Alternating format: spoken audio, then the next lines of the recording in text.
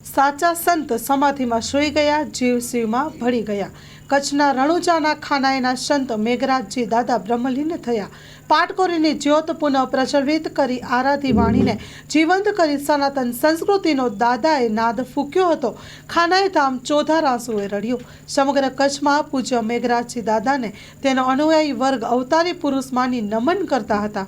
રબારી સમાજના સમૂહલગ્નમાં દાદાની પ્રેરણાથી શરૂ કરાયા હતા। પ્રથમ સમૂહલગ્નમાં દાદાએ 9 લાખનું દાન આપી કન્યાદાન કર્યું હતું।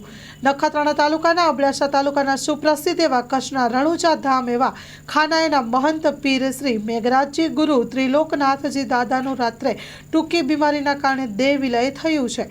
તેઓ કચ્છમાં આરાધી વાણીને જીવિત રાખી છે। પાટકોળી પરંપરાને પણ પ્રજ્વલિત કરી સનાતન સંસ્કૃતિનો નાદ ફૂંક્યો હતો। પૂજ્ય દાદાના બ્રહ્મલીનના સમાચારથી સમગ્ર કચ્છમાંથી દાદાના અનુયાયીઓ વર્ગ તથા નાથ સંપ્રદાયના ઘેરા શોકની લાગણી ફરી વળી છે। ખાનાઈ મધ્યે પહોંચેલા પૂજ્ય દાદાને સમાધિ દર્શન કરી શ્રદ્ધાંજલિ અર્પણ કરવામાં આવી છે। કચ્છમાં સનાતન સંસ્કૃતિનું જતન કરી વૈદિક પરંપરા અનુસાર આરતી વાણી તેમજ પાટકોરીની જ્યોત કાયમ રાખી છે અને તે જીવંત જ રહેશે। Story report by Pankaj Kabira, Nakhatrana.